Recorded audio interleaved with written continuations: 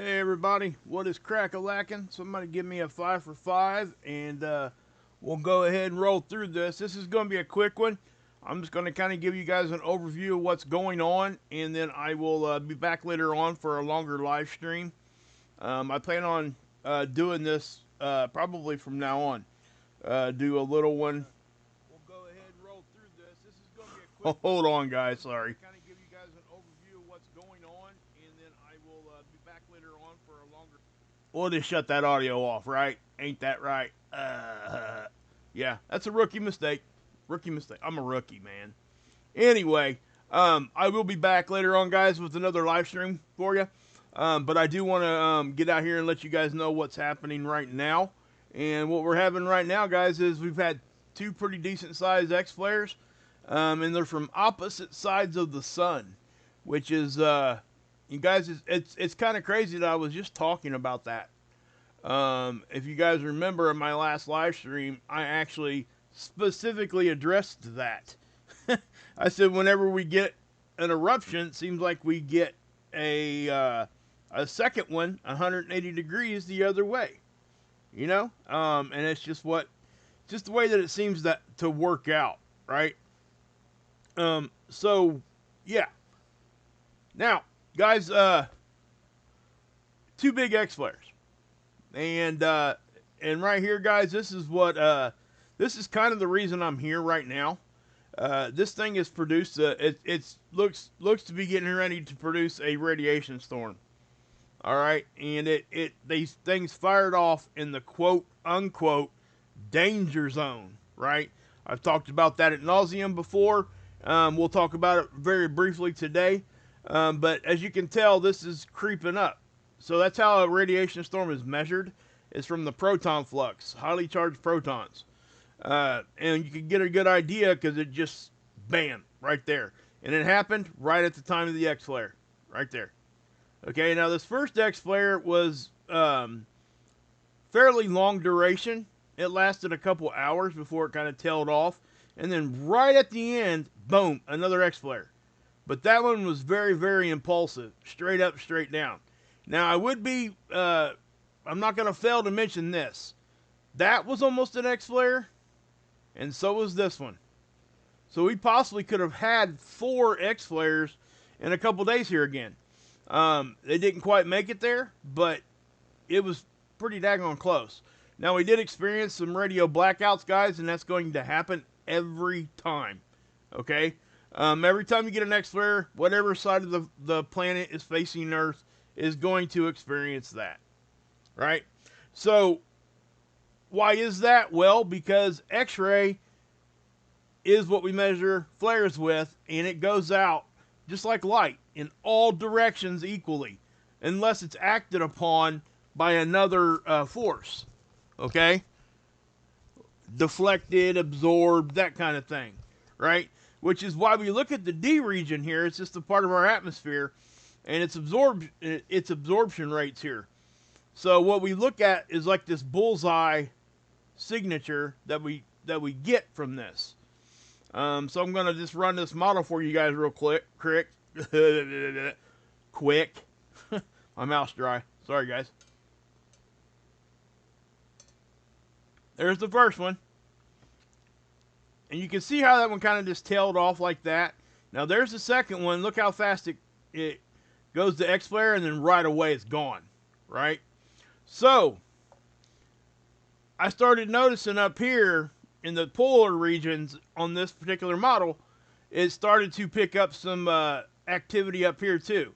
We're most likely going to see it start filtering in on the South Pole also. Okay? So why is that? Why does that happen, right? I know I get a lot of questions on that. Guys, magnetism and particles act very, very similar to electricity, okay? And in the form of, and guess what? They all, both of those, in this sense I'm getting ready to talk about, act like water. Most things will find the path of least resistance. Okay, if it's trying to get in somewhere, or if it's hanging around an area, if it's going to get in, it's most likely going to try to find the easiest way. That's what we do, right? I mean, it's just nature. That's just what we do.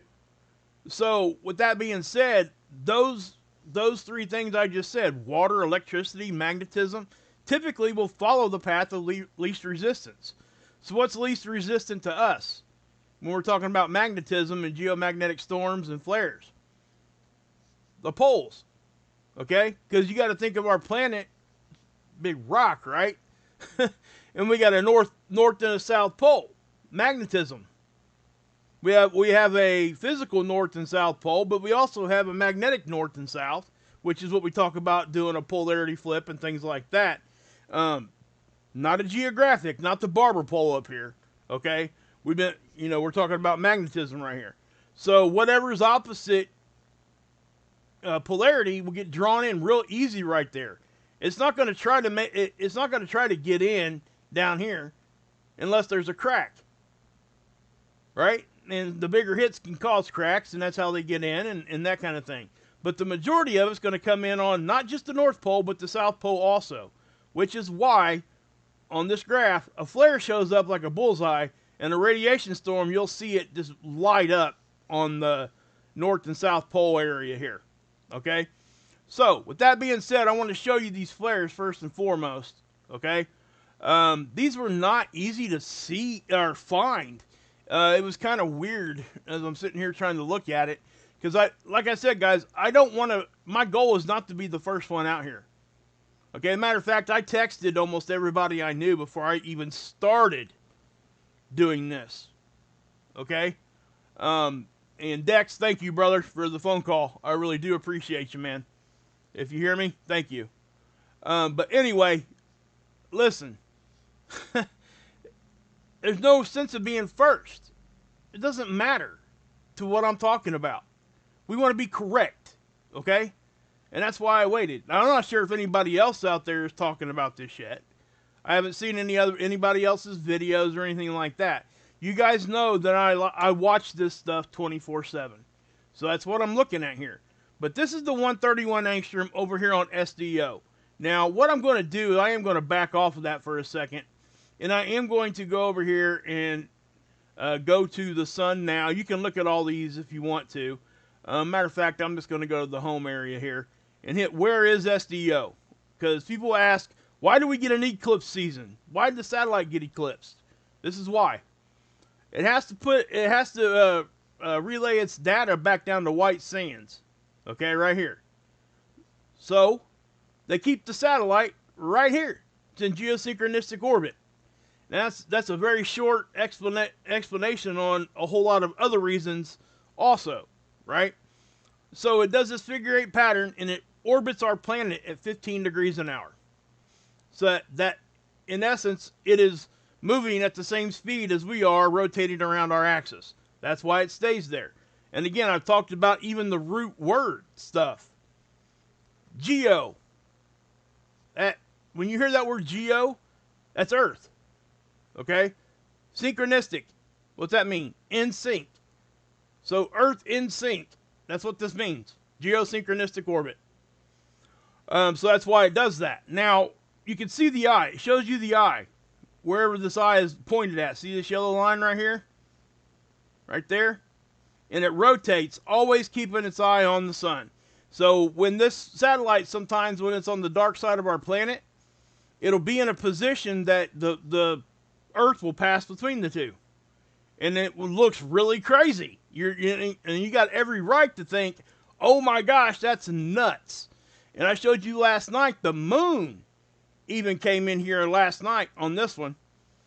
And that really does give us some weird looking imaging. Because the moon will stop right in the middle and reverse course and go that way. It appears to.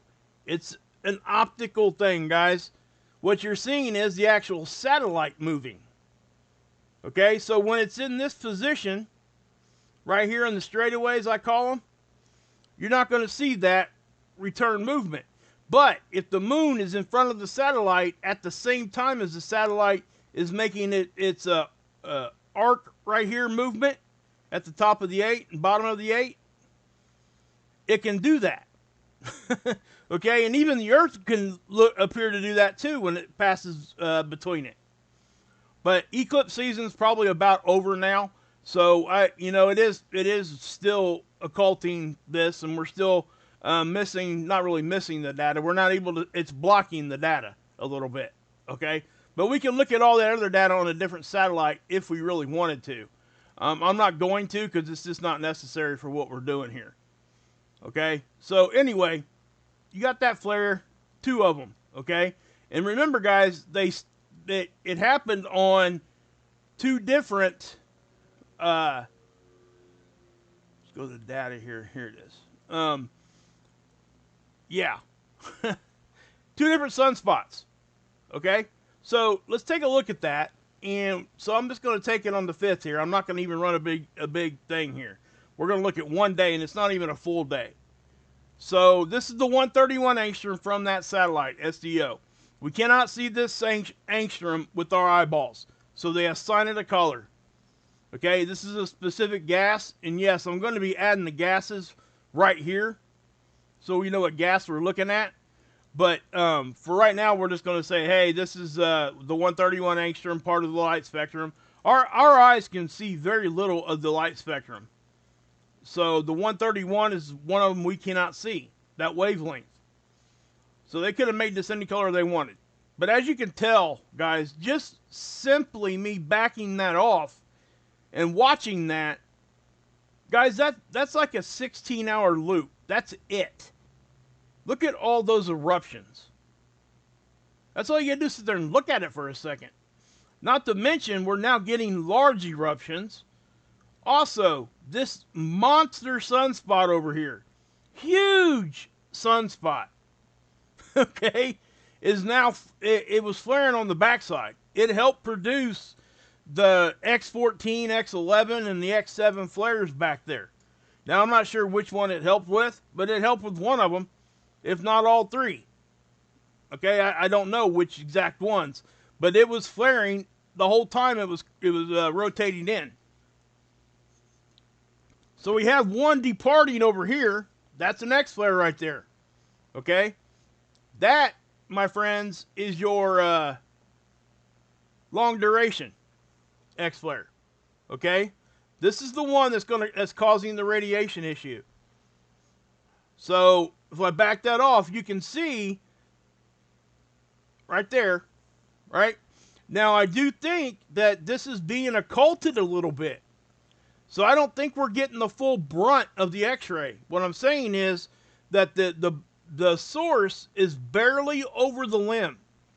So the sun's blocking some of the X-ray from getting to our detectors and getting to Earth. That's what it looks like. It's really close, right on the edge there, guys. But it produced a very, very fast-moving large CME. Okay? And it's going that direction. The CME itself is not going to hit us. This is the danger zone, what we talk about with the danger zone. Right? So let me pull up the... Matter of fact, I'm not even going to pull that up. I'm going to go over... Well, you know what? I think I will. Let's go here and we'll look at the NASA CME tracker. Now, that's another eruption that just happened. Okay? I don't know if that came from an X flare, but there's multiple eruptions in the front of the sun right now. You can tell that by the day up here when it starts. It's starting on like the 4th and the 5th there. So it has a little bit of a lag, but whatever that was, it's supposed to hit us. Now, it doesn't look to be very strong, so I'm not really too concerned about it. An X flare typically will produce something way bigger than that. But the danger zone, right, on the right side of the sun. So top-down view right here. This is the sun. This is our magnetic connection line to the sun. It's our interplanetary magnetic field line. This dashed line right there. If we have a CME that's produced on that side, it goes that direction. And if it happens to cross our magnetic connection line to the sun, and it has the right amount of magnetism, has a bunch of highly charged protons, those will grab a hold of our magnetic line and filter right back to us. Just the protons. Not the other stuff. Not the plasma itself going on out. We're talking about just the protons. So when that filters in, that's what we call it the danger zone, which I don't think we're in danger, but I'm just saying that's what they call the danger zone. And that's why we're seeing a radiation increase. Okay, and that typically takes 20 to 30 minutes before that gets here, and upwards of an hour or two other times. Just depends. So, doing that is just what it is. Okay, I sure will, Ilea. Thank you for the super chat. Check out the link on a Telegram you sent me. Do I need to do that like right now? I can look at it while I'm talking to you guys here real quick. Let's go here. Let's go down here to the bottom. Sorry, guys. I don't think that's the right one. It's not. Hold on a minute. Okay. Okay, I see. I see what you got here. Oh, wow. Huh. Yeah. I'll check that out later, Ilea. I don't know what exactly what that is. I don't know what's on the link there. Oh, okay. Yes. Thank you. That's a very good thing to be looking into, guys. It's talking about how it can hurt your heart and stuff. It affects our health. People always wonder, what do these things have to do with us, right? Well, it affects our health, and Ilea just sent me a link. I'll have to dig into it, and we'll take a look at that, and we'll talk about that maybe tonight. But yeah, that's definitely, thank you, Ilea, for the link. That's cool. But yeah, so this happened in the danger zone, and you guys, I really do. I don't like saying that because I don't think it's dangerous. It's just what we call it, right? As far as that goes, let's go ahead and take a look at this again. Now, I want to show you the other one because the other one came from this sunspot over here. So it's after this one here. So let me just rotate this forward here. Okay. Now, it may not look very big, and let me tell you why. Okay, do you see what's happening here? That's flaring, and so is this. Our detectors cannot pick out a specific spot on the sun as far as X-ray goes. So whatever the full amount of X-rays on this side hitting our detectors is what gets counted in that. So why we see a spike is because we get a spike every time we get these big, large ones that happen in one spot. But that other background X-ray is already there, right? So it doesn't look very big, but it doesn't mean that it wasn't an X-flare, because it was. Officially, it's an X-flare, or at least we were at X-flare level. That's probably a better way to say it. And why I say that is because if everything on the sun was blank, and then we seen this, we know exactly where it come from, right? But because of all that, and even the X-ray from this flare here was still hanging around. So, that one might not have been all that powerful, but it got it up there just because it was another boost. Now, that's an R3 radio blackout. So, we had some significant ham radio blackouts going on there, radio disruptions. If Jammer's in here, you ought to talk to him about that. Yeah. Hey, Ripper, good to see you, brother. Hey, Miss Dragon. Ripper, I keep forgetting the name of that communication thing we were talking about. Me and my son are going to buy some of those. Please text me. I keep forgetting the name of that. Because I want to try to get that going here. And I'll talk about that later on, guys. In another live stream, because I think it's beneficial to all of us. It's a way to communicate, like, in a grid down situation without having to use ham radios. But there's some things that have to be done to make sure it works properly. So, anyway, I don't want to dig into that right now. I want to kind of stay on point here. So, again, guys, big flare. Now, let me go ahead and, what I do want to do, I want to show you the 304 because this is fairly impressive as far as plasma rain and plasma eruptions that are happening on our sun right now. This is ionized helium, and we're able to see this. Look at this stuff. I mean, there with that X-flare, definitely shot a CME off. Now, what I'm looking at and what I will be a little bit more concentrated on is this, guys. This is what's rotating in. Do you see that one? See how fast that left the sun? Watch, right there. See that? See how fast that left the sun? That was from that X-flare. Now, I don't know. A piece of that might hit us. I'm not sure. But as of right now, not the brunt of it won't. But that's a fast mover. There's a filament laying here that lifted off. Watch it. Watch it right here. Wham. Right?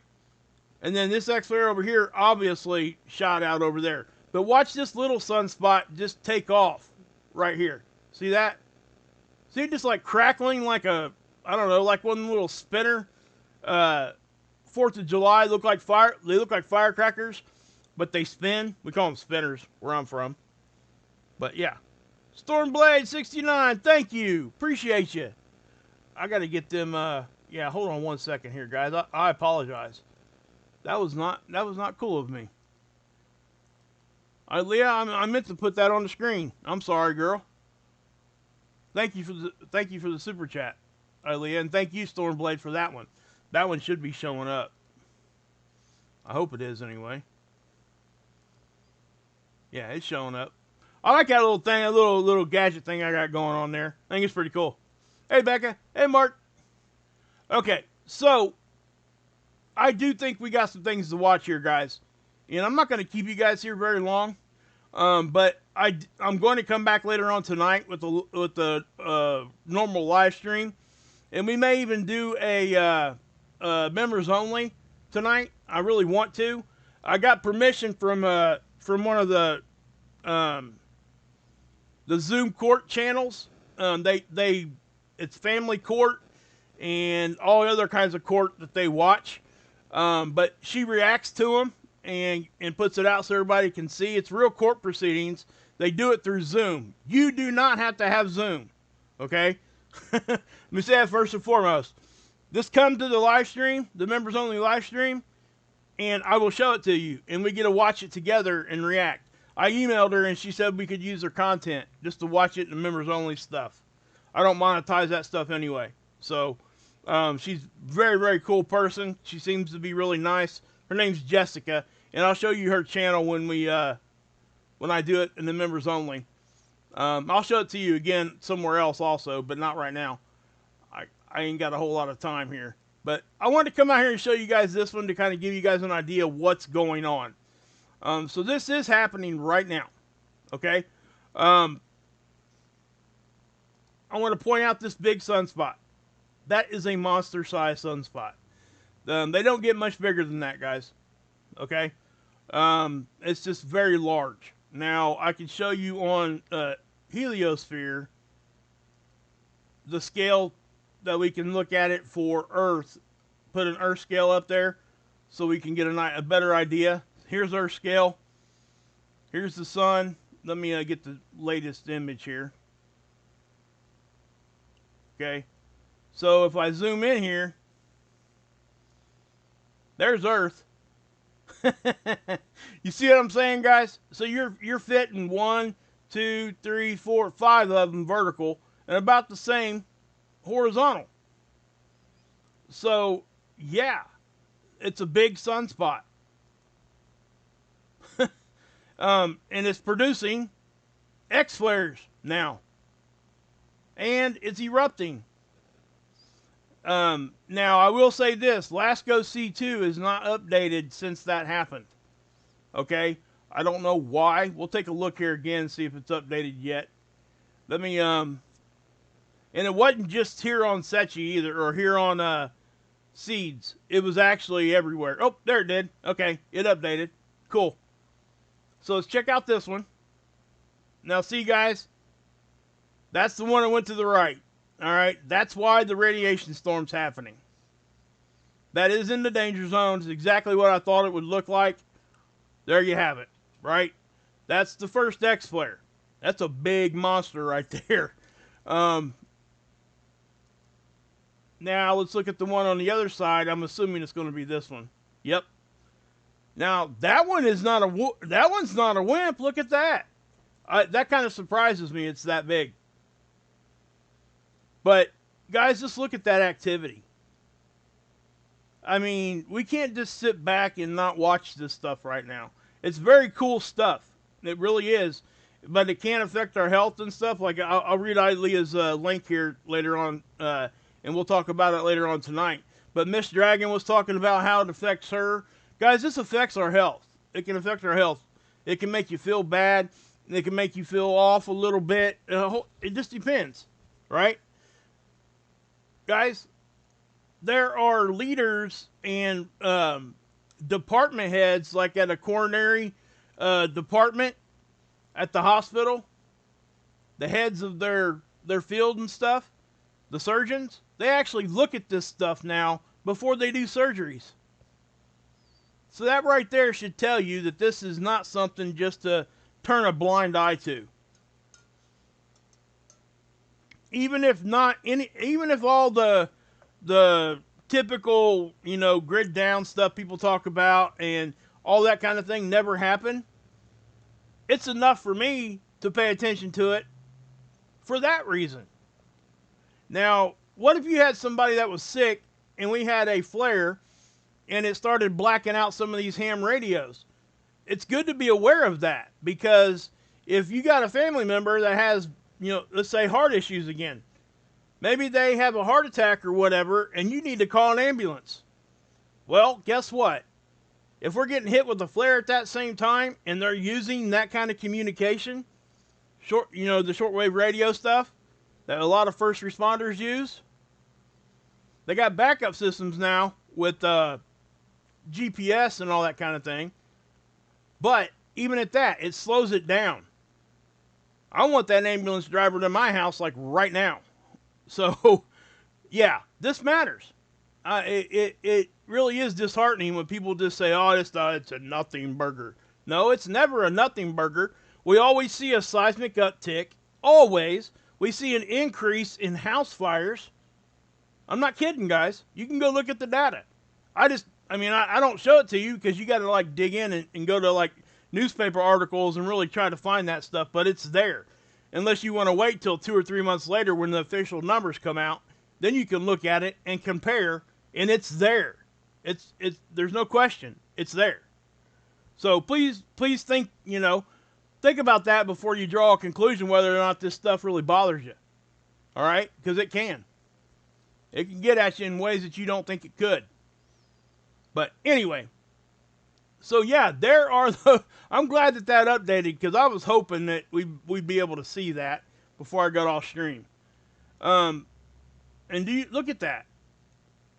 So what I'm looking at right here, guys, if you look real close, you get 1, 2, 3 eruptions, a fourth one there, one there, and then another one there.